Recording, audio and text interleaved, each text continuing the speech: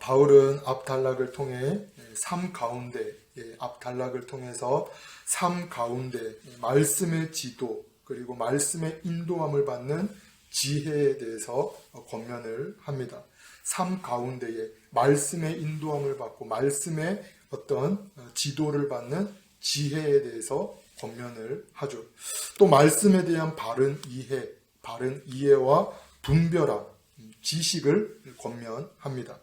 우리의 진정한 어떤 만족, 우리를 진정으로 풍성케 하는 모든 보화에 대해서 권면을 하죠.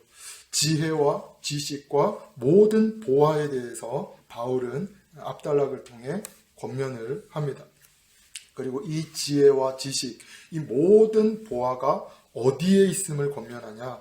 2장 3절은 이렇게 기록을 하고 있습니다. 골로새서 2장 3절 말씀. 그 안에는 지혜와 지식의 모든 보화가 감추어져 있느니라. 예수 그리스도 안에, 예수님 안에 조금의 부족함도 없다라는 것입니다. 예수님 안에 그 모든 것이 부족함이 없음이 이 예수님 안에 있다라는 것이죠. 이어서 권면하는 것, 그리고 이어서 권면하는 것이 질서 있게 행함, 예수 그리스도를 믿는 믿음에 대해서 권면을 합니다. 5절 말씀. 이는 내가 육신으로는 떠나 있으나 심령으로는 너희와 함께 있어 너희가 질서 있게 행함과 그리스도를 믿는 너희 믿음이 굳건한 것을 기쁘게 봄이라. 여기서 질서 있게 행함이라는 것은 하나님께서 세우신 질서, 교회 안에서의 질서, 어떤 공동체 안에서의 질서를 의미합니다. 질서 있게 행함, 하나님 앞에서 하나님께서 세우신 어떤 질서, 공동체 안에서의 질서, 그러한 어떤 질서를 의미하죠. 이어서 예수 그리스도를 믿는 믿음, 이 믿는 믿음이라는 것은 예수님만을 바라보다, 예수님만을 의지하다라는 것입니다. 즉 성도가 예수 그리스도의 몸된 교회 안에서, 예수 그리스도의 몸된 교회 안에서 질서에 따라 행하고 또 질서 있게 행하지만 그 시선과 마음, 그 중심은 오직 하나님께 두어야 한다라는 것이죠. 질서 있게 행하고 우리가 질서에 따라 행하지만 우리의 중심과 우리의 마음, 우리의 어떤 시선은 오직 하나님께 두어야 한다라는 것입니다. 축복하기는 이러한 은혜가 저와 여러분 가운데 있기를 축복합니다. 하나님께서 세우신 그 질서에 따라 행하지만 사람을 기대하고 사람을 의지함이 아니요 오로지 여호와 하나님만을 의지하고 바라볼 수 있는 은혜와 믿음이 저와 여러분 가운데 있기를 축복합니다. 아멘. 이어서 오늘 본문의 말씀은 계속해서 성도가 무엇을 따라 행해야 하는지, 무엇을 넘치게 해야 하는지에 대해서 본문은 기록을 하고 있습니다. 먼저 본문 6절 말씀, 우리 6절 말씀을 다시 한 번 더 우리 6절 말씀을 함께 합독하시겠습니다. 그러므로 너희가 그리스도 예수를 주로 받았으니 그 안에서 행하되. 아멘, 아멘. 여기 기록되고 있는 그리스도 예수를 주로라는 것은 세 가지의 의미를 함께 가지고 있습니다. 우리가 이 말씀을 그냥 보게 될 때에는 다른 표현들과 특별히 차이가 없지 않는가라고 생각을 할 수가 있습니다.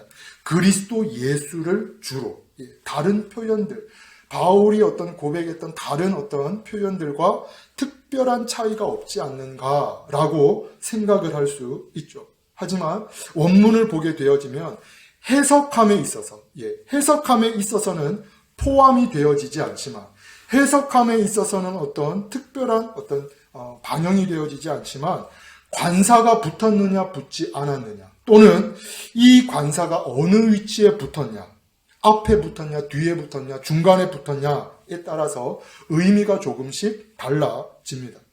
본문 6절 역시, 오늘 본문의 6절 역시 이 그리스도 예수 주라는 것이 흔하게 사용하지 않았던 그러한 표현을 사용하고 있다라는 거죠. 그리스도 예수 주. 바울이 지금까지 썼던 어떤 그런 표현들과는 조금 다른 표현법을 사용하고 있다라는 것입니다.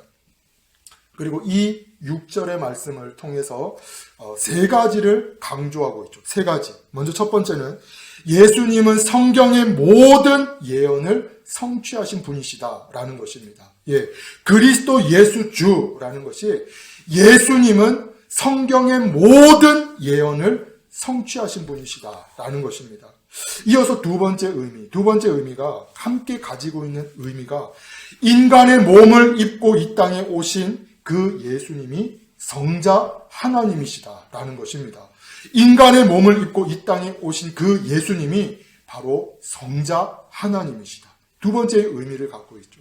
또 세 번째의 의미가 이것입니다. 예수님은 모든 인류의 죄를 스스로 짊어지시고 십자가에서 죽으시고 부활 승천하사 하나님 우편에 앉아 계시며 모든 만물을 다스리고 통치하시는 주라는 것이죠. 모든 만물을 통치하고 다스리는 주. 성경의 모든 예언을 이루셨을 뿐만 아니라 이 땅에 육신을 입고 오셨고 그 모든 만물, 십자가에서 죽으시고 부활하사 하나님 우편에 앉아 계실 뿐만 아니라 이 모든 만물을 주관하시고 통치하시는 주님이시라는 겁니다. 이어서 이러한 예수님을 무엇 했음을 기록하냐? 6절 중반절 말씀입니다. 주로 받았으니. 예. 여기서 이 받았으니라는 것은 마음에 받아들이다. 마음으로 받아들이다 라는 것입니다. 마음에 받아들이다. 마음으로 받아들이다. 예. 즉 마음에 영접하다라는 거죠. 마음에 영접하다. 쉽게 표현을 하게 되어지면 우리에게 주어진 것, 우리에게 주신 것을 기쁨으로 너희가 받았으니 라는 거죠. 우리에게 주신 것, 하나님께서 우리에게 베풀어 주신 것, 하나님께서 우리에게 이 주신 것을 기쁨으로 너희가 받았다라는 것입니다. 너희가 기쁨으로 받았으니. 지난번에도 말씀을 드렸지만 우리가 교단의 어떤 색깔과 신학적인 노선 안에서 성경을 보고 또 성경을 해석하는 것이 잘못된 것이 아닙니다. 어떠한 신학적인 배경 안에서 그 교단적인 배경 안에서 성경을 보고 또 성경을 해석하는 것이 잘못된 것은 아니죠. 필요하고 중요한 부분입니다. 하지만 우리가 알아야 할 것이 신학이 성경의 모든 것을 정확하게 정의를 내리고 신학이라는 것이 이 성경의 모든 것을 정확하게 정의를 내리고 또 분명하게 해석하지는 못한다라는 것입니다. 아무리 많이 배우고 아니면 어떤 좋은 곳에 가서 내가 배운다 할지라도 이 성경의 깊고 오묘한 그 모든 것을 분명하고 자로 딱딱 재는 것처럼 뭔가를 이야기하고 정의를 내릴 수 없다라는 것입니다. 신학이라는 것 자체가. 예를 들면 나는 예정론을 믿기 때문에 예정론을 통해서 성경을 본다. 나는 예정론을 배우고 또 예정론 안에서 자라왔기 때문에 예정론으로 성경을 본다. 그러면 어떻습니까? 이 예정론과 부딪히는 말씀을 성경 안에서 보게 되어지죠. 본문 6절 말씀 동일합니다. 본문의 6절 말씀 역시 동일하죠. 이 받았으니 라는 것은 예정과는 조금 대립이 되는 것입니다. 예정과는. 하나님께서 은혜로 주신 것, 우리에게 하나님께서 은혜로 마련해 놓으신 것을 사람이 마음으로 받아들인다. 그 마음에 받다라는 것입니다. 받았으니. 물론 이 역시도 나중에 가게 되어지면 하나님 은혜 가운데 계속해서 우리가 나아가다 보게 되어지면 하나님의 은혜임을 우리가 고백할 수밖에 없죠. 이 역시도 우리가 받은 것 같지만 이거 역시도 하나님의 은혜였구나라는 것을 우리가 고백할 수밖에 없습니다. 나의 나된 것이 하나님의 은혜이죠. 전적인 하나님의 은혜입니다. 하지만 본문에 받았으니라는 것은 이 예정과는 조금 대립이 되는 단어이죠. 뿐만 아니라 예수님께서도 다음과 같이 말씀을 하십니다. 요한복음 6장 35절 말씀. 예수께서 이르시되 나는 생명의 떡이니 내게 오는 자는 결코 줄이지 아니할 터이요 나를 믿는 자는 영원히 목마르지 아니하리라. 예수님께서 무엇을 말씀하시냐? 내가 너로 오게 하겠다. 내가 너를 믿게 하겠다라고 말씀하시지 않죠. 내게 오는 자, 나를 믿는 자. 요한복음 11장 역시 이렇게 말씀을 하십니다.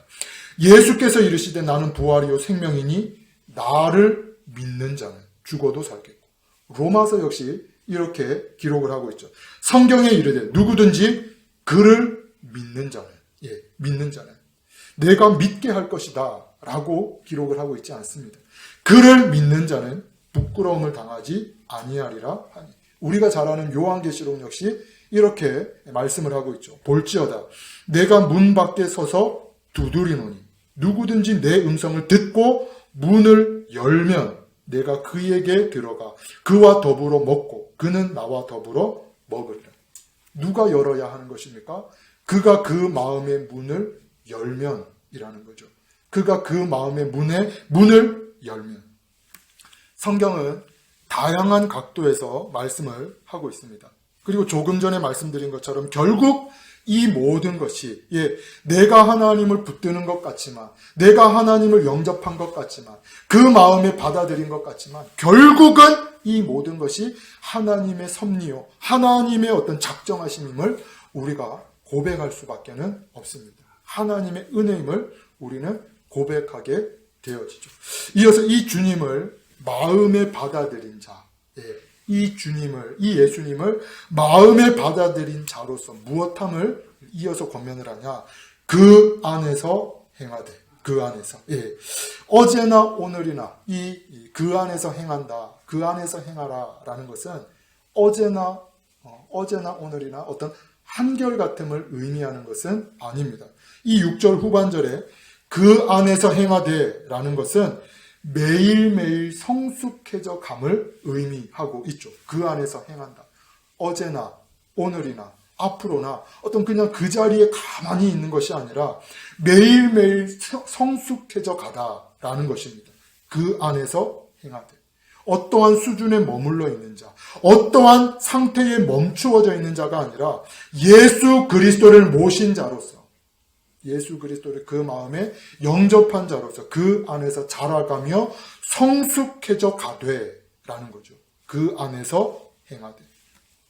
동일하게 예수님께서 예루살렘에 나귀를 타고 입성하신 뒤에 그 다음 날에 두 가지의 일을 행하십니다. 어떠한 일들을 행하시냐? 무화과 나무를 저주하시게 되어지죠. 그리고 성전을 깨끗게 하는 어떠한 일들을 예수님께서 하십니다. 시장터로 변해버린 성전을 정화하는 사건, 그 두 가지를 성경이 기록을 하고 있죠.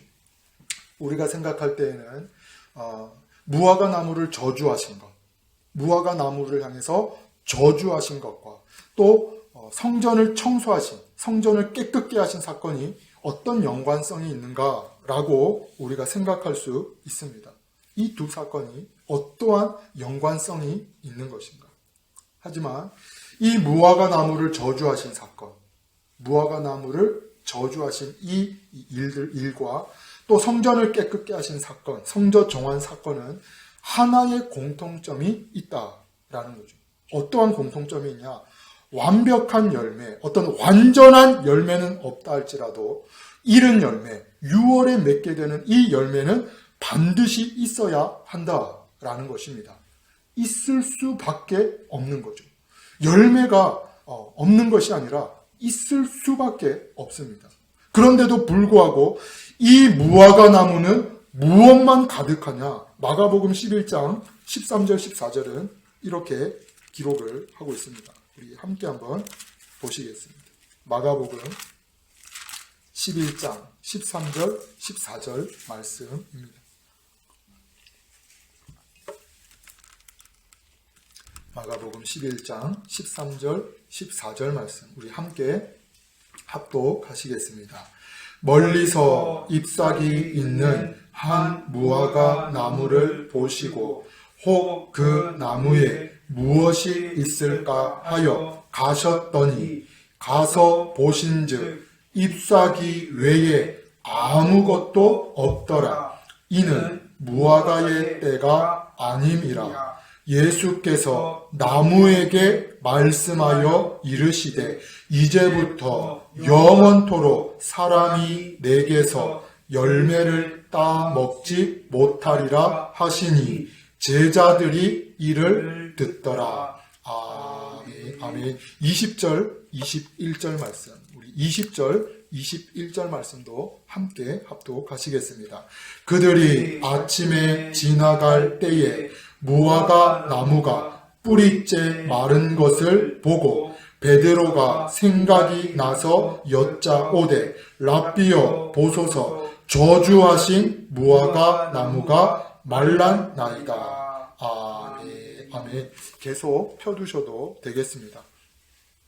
8월에 맺게 되는 열매, 8월에 맺게 되는 완전한 열매, 완벽한 열매는 없다 할지라도 이 무화과 나무는 6월에 맺게 되는 열매, 이른 열매, 그 열매는 반드시 있어야 하는 것이죠. 1년에 한 번만 이 무화과를 열매를 맺는 것이 아닙니다. 이 무화과 나무는 2번을 열매를 맺게 되죠. 그런데 6월에 이른 그 열매가 있어야 함에도 불구하고 이 무화과 나무는 무엇만 무성하냐? 잎만 무성했다라는 거죠. 이 나무를 향해서 예수님께서 무엇 하십니까? 저주를 하십니다. 책망하시죠. 저주하십니다. 즉, 이 말씀을 통해서 무엇을 예수님께서 말씀하고 계시냐?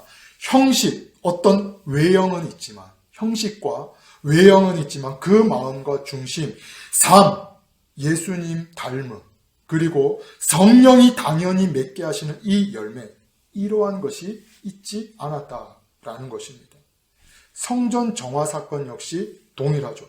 시간에 맞추어서, 계절의 어떤 절기에 맞추어서 제사는 드립니다. 시간에 맞추어서, 또 절기에 따라서 예배는 드리고 제사는 드리지만 이들에게 무엇이 없냐? 동일하죠. 하나님을 향한 경외하는 마음, 하나님을 사랑하는 마음, 그 삶과 어떤 성령의 열매, 하나님 닮음이 그들 가운데 있지 않았다라는 것입니다.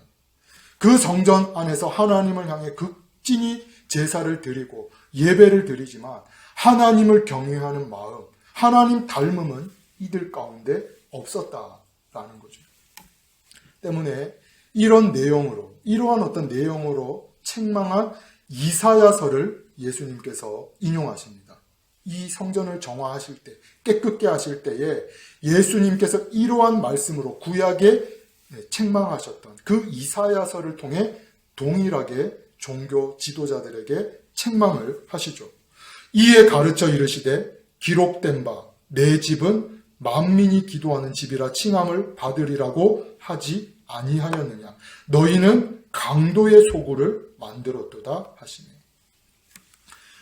예수님 당시에도 그렇지만 제일 무서운 사람이 누구냐? 종교인입니다. 신앙인이 되어야 함에도 불구하고 신앙인이 아니라 종교인인 사람이 가장 무서운 사람이죠. 종교인. 그렇다면 한 걸음 더 나아가서 신앙인과 종교인의 차이는 무엇일까? 무엇이 종교인이고 어떠한 이가 신앙인인 것인가? 성경을 통해서 우리가 보게 되면 누가복음 18장을 통해서 우리가 보게 되어집니다. 신앙인은 어떠한 자이고 종교인은 어떠한 자인지. 누가복음 18장 10절 13절 말씀도 우리 함께 한번 보시겠습니다.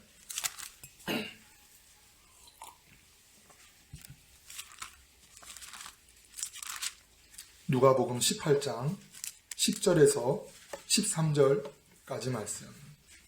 우리 이 말씀도 함께 한번 보시겠습니다. 누가복음 18장 10절에서 13절까지 말씀 우리 함께 합독하시겠습니다. 두 사람이 기도하러 성전에 올라가니 하나는 바리새인이요 하나는 세리라. 바리새인은 서서 따로 기도하여 이르되 하나님이여 나는 다른 사람들 곧 토색, 불의, 간음을 하는 자들과 같지 아니하고 이 세리와도 같지 아니함을 감사하나이다. 나는 일회에 2번씩 금식하고 또 소득의 11조를 드리나이다 하고 세리는 멀리 서서 감히 눈을 들어 하늘을 쳐다보지도 못하고 다만 가슴을 치며 이르되 하나님이여 불쌍히 여기소서 나는 죄인이로소이다 하였느니라. 아멘. 아멘. 예. 종교인, 이 종교인의 초점은 어디 있냐? 종교인은 행위에 초점을 둡니다. 하나님이여 나는 다른 사람들 곧 토색, 불의, 간음을 하는 자들과 같지 아니하고 이 세리와도 같지 아니함을 감사하나이다. 나는 일해에 2번씩 금식하고 또 소득의 11조를 드리나이다. 종교인은 무엇을 했냐? 하지 않았냐? 드렸냐? 드리지 않았느냐? 지켰냐? 지키지 않았냐? 했냐? 하지 않았냐? 철저히 그 시각과 그 마음과 중심이 어디에 있냐? 행위에 있습니다. 행위에 초점 두죠. 행위를 내세운다라는 것입니다. 반면에 신앙인은 어떠한가? 다만 가슴을 치며 이르되 하나님이여 불쌍히 여기소서 나는 죄인이로소이다. 신앙인의 어떤 초점이 어디 있냐? 관계에 있음을 우리가 보게 되죠. 하나님과 나와의 관계. 내가 하나님 앞에 어떠한 위치, 어떠한 자인지를 보는 그 관계에 초점을 두고 있습니다. 내가 하나님 앞에서 어떠한 자인지 그것으로 말미암아 아파하는 것이죠. 하나님, 내가 죄인입니다. 저 사람 보고 저 사람 봤을 때에 그 사람들도 죄인이지만 하나님, 그보다 큰 죄가 그 측량할 수 없는, 그 감당할 수 없는 죄가 내 안에 있습니다. 하나님, 내가 죄인입니다. 나를 불쌍히 여겨주시고 나를 하나님 긍휼히 여겨 주시옵소서. 다만 가슴을 치며 이르되 하나님이여 불쌍히 여기소서 나는 죄인이로소이다. 축복하기로는 종교인이 아니요 하나님을 사랑하고 경외할 수 있는 은혜가 저와 여러분 가운데 있기를 축복합니다. 그 은혜로 타인, 그 은혜로 상대방을 볼 수 있는 믿음과 성령의 충만함이 저와 여러분 가운데 있기를 축복합니다. 이어서 본문은 무엇을 넘치게 해야 하는지에 대해서 본문은 기록을 하고 있습니다. 7절 말씀. 그 안에 뿌리를 박으며 세움을 받아 교훈을 받은 대로 믿음에 굳게 서서 감사함을 넘치게 하라. 예. 아멘. 예수 그리스도를 모시고 살아가는 성도, 이 예수 그리스도를 마음에 영접한 성도가 마땅히 무엇해야 하는지를 5가지로 권면하죠. 그 안에 뿌리를 박으며 세움을 받아 교훈을 받은 대로 믿음에 굳게 서서 감사함을 넘치게 하라. 5가지를 이야기합니다. 예수님을 모시고 살아가는 성도, 그 마음에 영접한 성도가 마땅히 무엇해야 하는지를 5가지로 권면을 하죠. 그런데 앞에 4가지, 그 안에 뿌리를 박으며 세움을 받아 교훈을 받은 대로 믿음에 굳게 서서 이 4가지는 하나님의 도우심으로 되는 것입니다. 사람이 어떤 열심으로 품고 한다라고 해서 되는 것이 전부가 아니라 이 앞에 언급하고 있는 4가지는 하나님의 도우심과 능력이 요구되는 것이죠. 우리의 결단으로만 되는 것이 아닙니다. 하나님께서 힘 주시고 하나님께서 은혜 주시고 하나님께서 감당케 하셔야지만 능히 되는 것이 이 앞에 4가지이죠. 사람의 결단으로 어느 정도까지는 될지 모르지만 결코 그것이 계속해서 지속되지 못한다. 4가지를 언급합니다. 반면에 감사함을 넘치게 하라라는 것은 조금 다릅니다. 능동태로 기록이 되고 있죠. 즉 성도가 마땅히 해야 하는 것, 성도로서 당연히 감사하지 않지만 그 마음에 불평과 여러 악한 마음이 많이 있다 할지라도 그 하나님을 의지하면서 그 하나님 앞에 엎드릴 때마다 의도적으로 고백해야 되는 한 가지가 무엇이냐? 감사하는 것이다 라는 것입니다. 감사함을 넘치게 하라.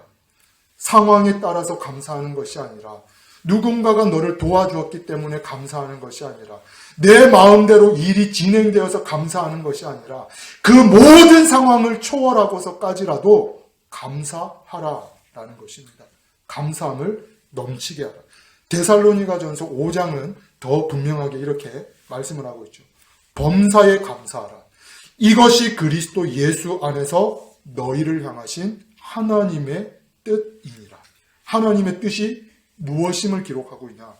범사에 감사하라 라는 거죠. 축복하기는 이러한 은혜와 이러한 입술과 이러한 삶이 저와 여러분 가운데 있기를 축복합니다. 성경의 모든 예언을 성취하시고 또 육신의 몸을 입고 이 땅에 오셔서 십자가에서 죽으시고 부활 승천하사 하나님 우편에 계신 주님, 그 주님을 저와 여러분의 나의 주 나의 하나님으로 고백하는 은혜가 저와 여러분 가운데 있기를 축복합니다.